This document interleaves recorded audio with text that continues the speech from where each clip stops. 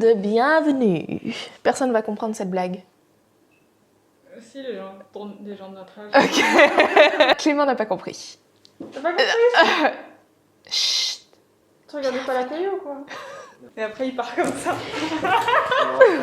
Cocktail de bienvenue. Merci, c'est très gentil parce que d'habitude... Bienvenue. BNP Paribas. Aujourd'hui, nous sommes accompagnés par cette ravissante coiffure, inspirée de Sissi. I couldn't help it. C'était censé être bouclé ça en fait, mais mes cheveux ils tiennent pas trop et j'avais plus de lac.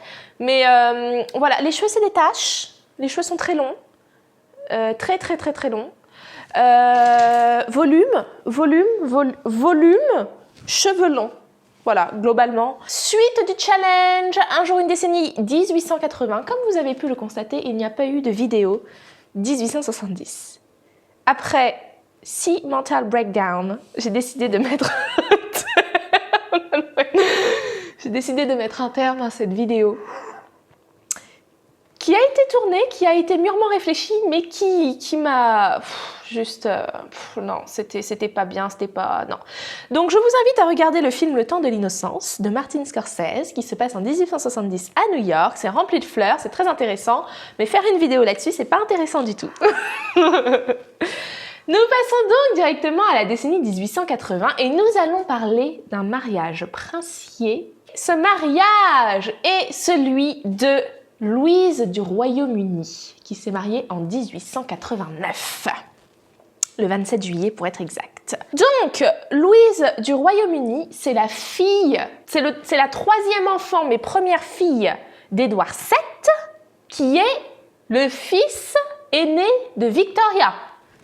Ok? C'est une personnalité, on va dire, elle est qualifiée comme une personnalité de second plan. Je cite, on dit d'elle qu'elle n'est pas aussi belle que sa mère, qu'elle n'est pas aussi belle que sa sœur. Et d'ailleurs, son surnom, c'est Her Royal Shyness, pour tout vous dire, ce qui est très triste. Mais nous, on l'adore parce qu'elle avait plein de fleurs à son mariage. Et d'ailleurs, moi, je la trouve pas si vilaine que ça. Je trouve qu'elle ressemble beaucoup à Mark Zuckerberg. Mais ça passe quand même! Ça passe. Pour raconter vite fait son existence, elle a d'exceptionnel le fait qu'elle est la première princesse royale à épouser un sujet, c'est-à-dire pas un prince. Elle épouse donc Alexander Duff, 6e comte de Fife. Alors c'est quand même un comte, mais c'est juste qu'il n'est pas prince en fait. Et donc de son union naîtra 2 filles. En fait, naîtra trois enfants dont le premier est mort-né, malheureusement. Mais elle a 2 filles. Il se trouve que Louise, elle a la santé fragile. Elle est très souvent malade, ce qui la force à voyager beaucoup, notamment en hiver, dans les pays chauds. Et elle va notamment souvent au Maroc. Et drame incroyable qui lui est arrivé dans sa vie. J'ai dit qu'elle allait souvent au Maroc. Elle va souvent en Égypte. Ok, en Égypte. Et vous allez comprendre pourquoi j'ai dit Maroc. Parce que ce drame incroyable, c'est qu'à l'hiver 1911, alors qu'elle se rend en Égypte, son bateau fait naufrage et elle est retrouvée avec son mari et les gens qui l'accompagnaient sur les rives du Maroc. Tout le monde a survécu, mais ce drame a été tellement éprouvant que son mari décède 1 mois plus tard. En fait. Alors elle, par contre, elle décède en 1929 d'une hémorragie gastrique. Alors, je sais pas ce que c'est, mais ça me... Alors, le mariage de Louise, à ne pas confondre avec l'autre princesse Louise, qui, elle, s'est mariée en 1871. Donc nous, on regarde la princesse Louise de 1889. Je vais dire un mot pour résumer ce mariage, gorgeous. Elle se marie dans la Private Chapel of Buckingham Palace en compagnie de nombreux invités, dont sa grand-mère, la reine Vicky, que l'on voit d'ailleurs sur les estampes et sur les tableaux. D'ailleurs, la reine Victoria écrit dans son journal à propos de ce mariage, « The chapel looked nice, decorated with beautiful flowers ». Alors, la mariée en elle-même, gorgeous, I'm in love. Sa robe, d'après ce que j'ai retrouvé, est en satin duchesse blanc. Il y a un col, c'est une robe avec un col en V qui n'est pas sans nous rappeler le col en V de Margaret. Et évidemment, encore une fois, on retrouve, comme on l'a vu dans notre vidéo sur les fleurs artificielles, ces boutons de fleurs orangées qui décorent sa tête, mais qui décorent son corsage et qui décorent également son jupon. On lit également que son voile a été... c'est un voile au point de gaze. Beaucoup de dentelle. Alors, on voit difficilement sur les photos. Hein. C'est quand même de très vieilles photos, mais enfin, il y a quand même de quoi regarder. Son bouquet de mariée, gorgeous. Alors, pour tout dire, quand même, j'ai beaucoup de mal à voir. Hein, c'est très bête, en fait, la photo est très nette, sauf le bouquet qui est flou. C'est con. Mais j'ai l'impression qu'il y a comme du gardénia. J'ai l'impression qu'il y a du muguet, il y a de la fougère en collerette, c'est sûr.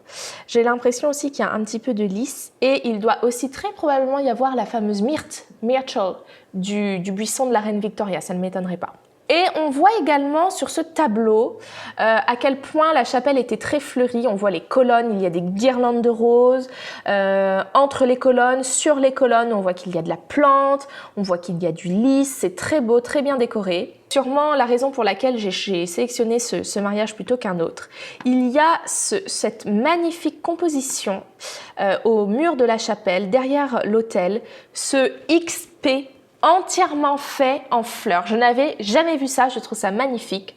On voit également la grosse compo qui est juste devant. C'est très beau et à mon avis, en vrai, enfin, ceux qui étaient à l'événement ont vraiment dû être bluffés par ce magnifique mariage. On voit également sur cette photo avec les demoiselles d'honneur que toutes les demoiselles portaient un bouquet et qu'elles avaient également un bouquet de corsage mais placé au niveau de l'épaule. C'est très beau, très ravissant, très chic. I'm in love.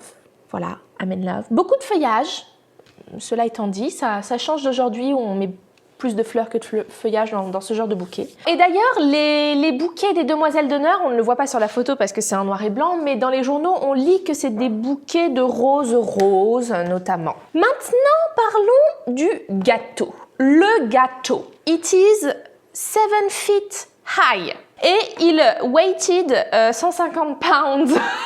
150 pounds, ça fait 75 kilos, un truc comme ça. Ah ouais, la vache. La moitié, tu divises par 2. Ah d'accord. On voit que c'est un temple grec, c'est un gâteau temple grec en sucre et on voit qu'il est décoré de fleurs, c'est gorgeous. Le gâteau a été présenté au public la semaine précédant le mariage, entièrement décoré de fleurs artificielles pour l'occasion. Mais le jour du mariage, ces fleurs artificielles sont remplacés par de la fleur fraîche, par exactement 20 pounds de fleurs fraîches, qui est huge. Dernière chose dont je tiens à parler, qui n'a rien à voir avec la fleur, mais I'm just in love, accidentally in love, la tiare de Fife. La tiare de Fife a été offerte à Princesse Louise à l'occasion de son mariage et elle est gorgeous, I'm in love. Très peu sortie de nos jours, mais elle est toujours dans la famille, dans la descendance. Chaque diamant en forme de goutte sur cette tiare est en fait, comment dire ? Détachable. Ouais, détachable et en fait ils bougent. Ils sont juste accrochés par la pointe. Ils sont suspendus, exactement. Et donc dès qu'elle bougeait, ça faisait de la lumière, c'est magnifique. Il y a un très joli petit reportage YouTube sur cette tiare. Je mettrai le lien dans la description. Très courte vidéo sur ce mariage. Il faut savoir qu'à l'époque, les photos c'était très rare hein, quand même. On est quand même avant le XXe siècle.